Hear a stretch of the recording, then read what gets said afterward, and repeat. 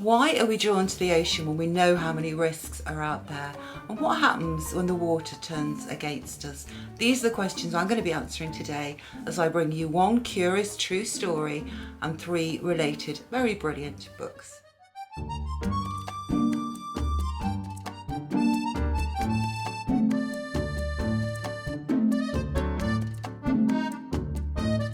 Today I'm going to tell you the true story of Tom and Eileen Lonergan, whose disappearance in January 1998 not only made headlines all over the world, it also inspired a big Hollywood movie.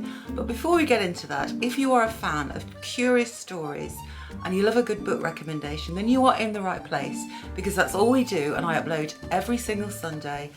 So click the like button, click the subscribe button, hit the notification bell, and make sure you are not missing any future episodes. These are the three things you should know about Tom and Eileen Lonergan. They loved adventure, they loved scuba diving, and they loved each other.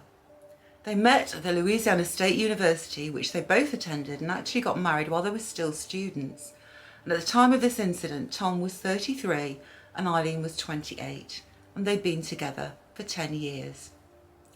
After uni, they both wanted to explore the world and get out of Louisiana, and so they joined the US Peace Corps, which is a government agency that trains and then deploys volunteers all over the world to help in developing countries. And just before this incident, Tom and Eileen had spent 2 years volunteering in Fiji. And while they were over in that part of the world, they said, you know what, while we're here, why don't we nip over to Australia and go scuba diving on the Great Barrier Reef. Now, scuba diving is something that Eileen absolutely adored, and she'd introduced Tom to the sport and he loved it too. And by the time of this incident, they were both very experienced divers, and they thought, Great Barrier Reef, this is going to be the adventure of a lifetime. It's on so many people's bucket lists and we got the chance to do it, so why don't we hop over there and give it a shot? And so they took a plane and flew to Cairns, and from Cairns they went an hour's bus drive to the town of Port Douglas. Port Douglas is a very popular beach resort and a natural place from which tourists can plan dives along the Great Barrier Reef. Many companies were operating these supervised dive trips out of Port Douglas, and Tom and Eileen chose a company called Outer Edge. And in those days they charged £80 for a 3-dive day excursion. So at 8 a.m. on January the 25th, 1998, the Outer Edge left Port Douglas with 26 divers on board, including Tom and Eileen, and 5 crew. And under the supervision of its skipper, Jack Nairn, the boat began the 2-hour journey to the St Crispin's Reef, which is about 35 miles off the coast of Port Douglas. And it's a really popular spot for scuba diving, with its population of colourful fish and marine life. Now, the first 2 dives went smoothly, there was no problem. It's when it came to the 3rd dive that things got a little bit sketchy. Tom told the diving instructor that he and Eileen wanted to dive separately from the group because they were very experienced and they felt staying with the group restricted them a little bit. Now, whether it was because of that or whether it was because of human error, their dive wasn't recorded in the dive log, which is a record they keep on board of everyone who's dived, what time they went in, how long they went down for, and how deep they went down for. And it's a kind of a safety net to make sure that they're aware of everyone that needs to come back on board. Then at 3 p.m, at the end of the final dive, the skipper, Jack Nairn, asked a crew member to do a head count. Now, rather crucially, during this head count, 2 other divers jumped back into the water to take some photographs of fish or something, and then hopped back on the boat again. And they were in fact counted twice. So believing that they had 26 divers on board when in fact they only had 24, Jack Nairn turned the Outer Edge around and it began its journey back to Port Douglas without Tom and Eileen.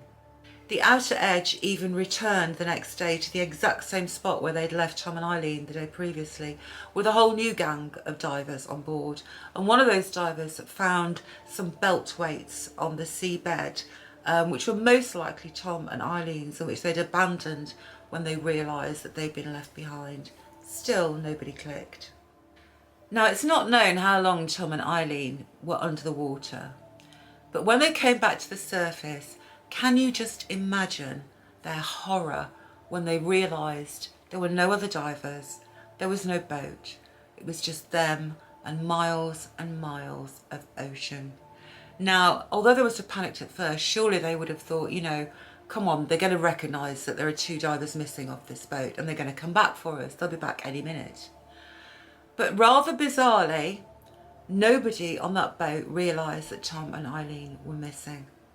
They didn't realise that 2 lots of scuba diving gear was also missing. It was 2 days later, 2 whole days later, someone noticed that Tom and Eileen were missing. It was Jack Nairn who saw their backpacks had been left on the boat, and he called the police.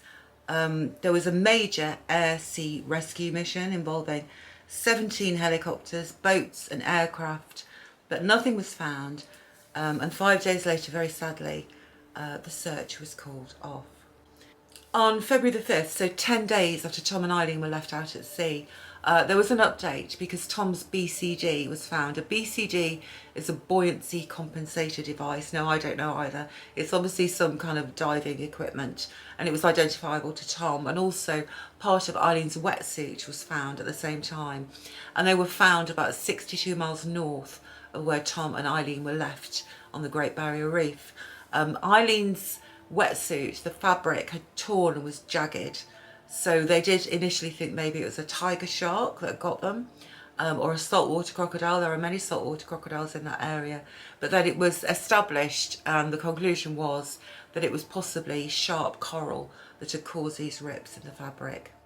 In June 1998, so a good 5 months after their disappearance, a diver's slate was also discovered off the coast of North Queensland, which proved they had at least survived the first night.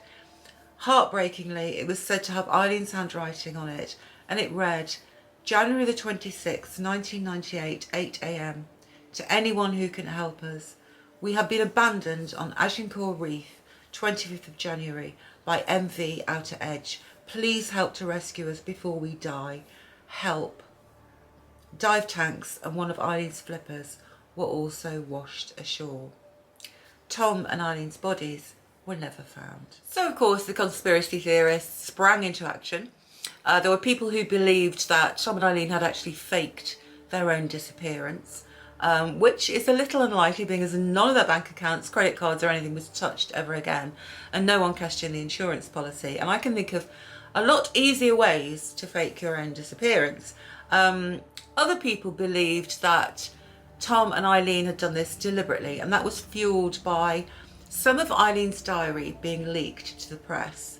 And in that diary it said that Tom was looking for a quick and painless end, and she was worried that she may be caught up in that. Now, before we consider that option, I want to just explain to you that the Great Barrier Reef tourist trade employs over 50,000 people in Queensland and is a multi-million-dollar industry. And I'm just going to park that there, right next to the fact that Eileen's diaries were leaked to the papers. And Eileen's family said that those diary entries were taken vastly out of context. And also, just as an aside, that is a really intrusive, horrible thing to do. However, the coroner, thankfully, was not distracted by these strange and weird conspiracies, and he recorded that the death was probably due to either a shark attack or a drowning after they were left abandoned on the Great Barrier Reef. The skipper, Jack Nairn, was seen as largely responsible and was charged with manslaughter, although a jury found him not guilty. Just bear in mind what we've parked next to this. The Outer Edge Company, however, accepted a charge of negligence and was thankfully closed down. As an aside, if you feel like Tom and Eileen are vaguely familiar to you, it's because you may have watched the 2003 movie Open Water, which is loosely based on their story. Now, before we look at some different theories about why some people are irresistibly drawn to risky places and activities, I have 3 brilliant books for you which all explore and involve open water. And the first of these is a true story, so it could very easily have been a curious true story on this episode, or a book, and as it happens, I've got it as a book recommendation, but it tells the real life tale of Maurice and Marilyn Bailey, who abandoned their very landlocked life in Derby and bought a 31-foot yacht and set sail for New Zealand, despite not having a huge amount of experience of sailing long distances. Now, everything was going surprisingly well, considering that somewhere between the Galapagos and Panama, their yacht was hit by a whale and it capsized. They managed to salvage some food and rations. They also managed to salvage a compass, but other than that, they just had a tiny life raft and a really, really small dinghy, so small you couldn't stretch your legs out in it. They were drifting in open water for 118 days before they were rescued. Can you even imagine that? It's an extraordinary story, beautifully, beautifully told by Sophie Elmhurst. And Maurice and Marilyn were an extraordinary couple, and even more extraordinary is what happened to them after they were rescued. An absolutely brilliant read, can't recommend this enough. On to book 2, and it's Tim Winton's brilliant Breath.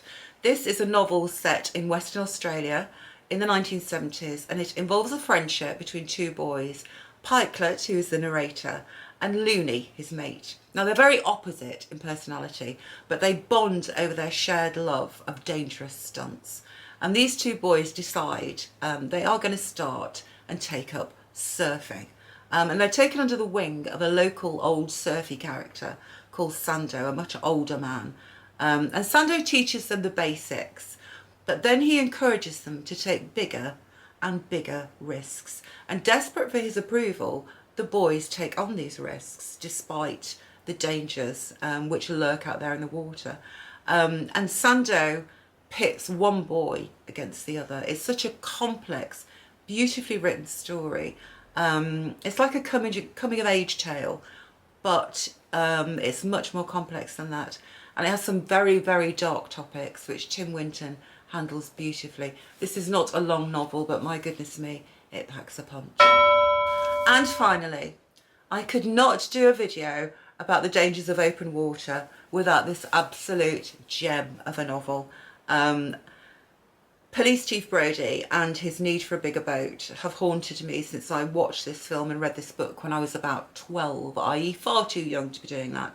I will not insult you by telling you the plot, because if you haven't read the book, you've almost certainly seen the film. But what I will tell you is that I watched an interview with Peter Benchley once, and the interviewer asked him why he thought his novel had struck such a nerve with so many people. And he said that a psychologist told him that the reason it terrified so many of us is because we all have this primitive, visceral fear of being swallowed and consumed whole by another creature. So not being kind of ripped about by a saltwater crocodile or a lion, actually being swallowed whole and disappeared like we never existed in the first place. And there is something about that that really triggers our fear. And talking of visceral reactions, let's have a look now at some reasons why people are drawn to these dangerous places and these dangerous activities. Now, the first theory is something called risks as feelings. And that states that when we're presented with a risky situation and we're deciding what to do, our decision is driven by emotion rather than by logic. So you and I might be sitting back here in the cold light of day and think, you know, nothing on God's green earth would ever persuade me to get into the water with a great white shark possibly being present. But when we're presented with that situation and we're looking down into the water, we might make an emotional decision and think, yeah, let's go for it. What are the chances? Because our emotions are driving us. And very often our emotional reaction and our logical reaction are at odds with each other. If you think about somebody who is terrified of flying, they're terrified of going in a very safe aircraft because they're worried about crashing, but equally they're quite happy to drive 80 miles an hour up the M1 in the fast lane without a second thought, because they don't see that risk. And a lot of it is to do with familiarity. We're familiar with driving a car, so it doesn't feel as risky, which is a false sense of security. And surfers are used to being in the ocean, they're familiar with it, so the risk of the ocean doesn't feel as great, it's diluted due to that familiarity. And they're making their decisions with their emotions, not their logical brain. The second theory is all about edge work and edges, and it's a sociological theory, and it states that people who take risks and enjoy taking risks are working at the very edge of the boundaries that make up our lives. There are many boundaries in life. There's a boundary between sanity and insanity. There's a boundary between life and death, and they're very thin boundaries. And right up at those edges, right at the point where control meets chaos, you will find people who enjoy taking risks. And it's not because they are dampening down the fear or they're ignoring the fear. For example, a surfer that goes out in very dangerous conditions in an ocean that poses many risks, they feel frightened and anxious, but they're able to control that fear and push themselves to that edge, to that boundary. And it's controlling the fear and doing it that gives you the big emotional reward. And this sociological theory also says that in a society where there are many restrictions and there are very few opportunities for spontaneity, there are people who want to go to the edges, who want to experience that for themselves, and they will create something like a sport or an activity, like Maurice and Marilyn going off on their boat from landlocked Derby.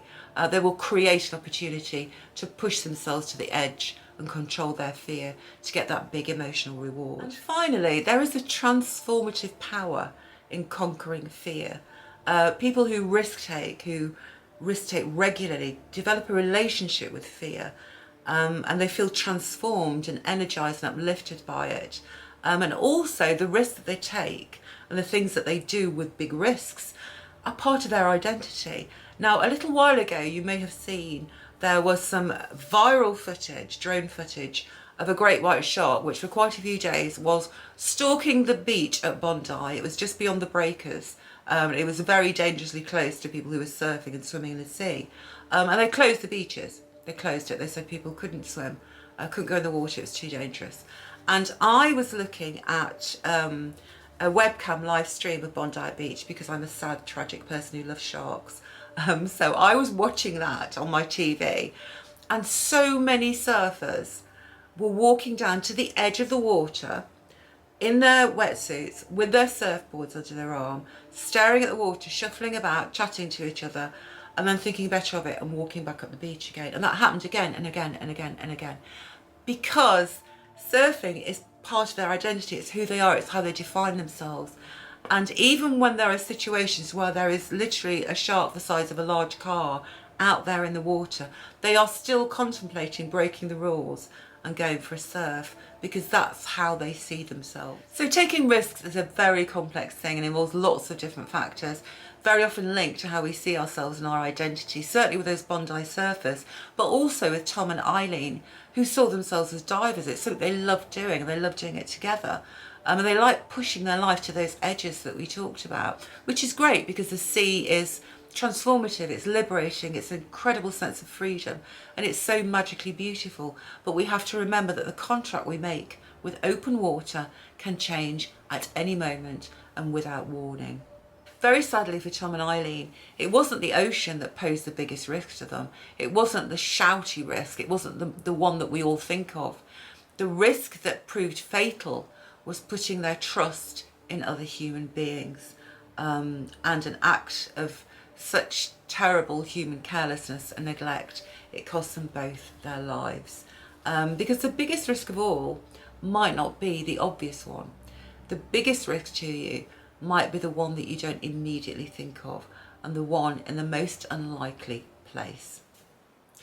I hope you enjoyed today's video and the 3 brilliant books we talked about, which all touch on the idea of open water and the risks it poses. Please like the video if you did, click the like button, it means a lot, and also subscribe if you'd like to hear more from me.